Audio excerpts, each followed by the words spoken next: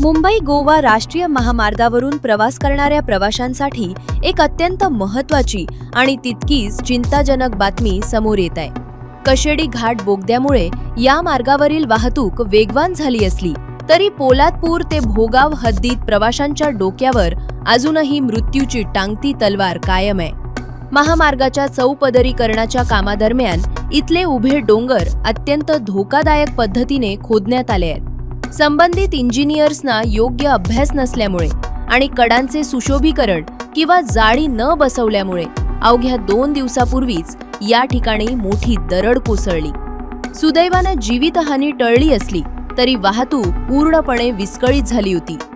प्रशासनाने युद्ध पातळीवर पोकलेन आणि डंपरच्या साह्याने माती आणि दगड बाजूला सारले असले तरी धोका अजूनही टळलेला नाही। डोंगराचा हा कडा अजूनही ठिसूळ अवस्थेत असून कधीही कोसळू शकतो।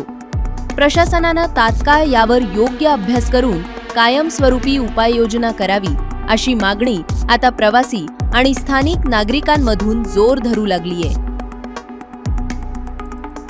हा मुख्य वाहतुकीचा महामार्ग मानला जात असून पोलादपूर ते कशेडी बोगदा इथपर्यंत डोंगर उत्खनन करण्यात आलेले असून रस्त्याच्या कामादरम्यान डोंगर खोदण्यात आलेले आहेत। मात्र या ठिकाणी कोणत्याही प्रकारची उपाययोजना करण्यात आलेली नाही। आपण आता पाहू शकता या ठिकाणी 2 दिवसापूर्वी या ठिकाणी मोठा दरडीचा भाग रस्त्यावर आला होता, त्यामुळे एकेरी वाहतूक ही आजही सुरू असून मागील 2 दिवसापासून मातीचा मोठा लोंढा रस्त्यावर आल्याने या ठिकाणी वाहतूक विस्कळीत झाल्याचे चित्र पाहायला मिळाले।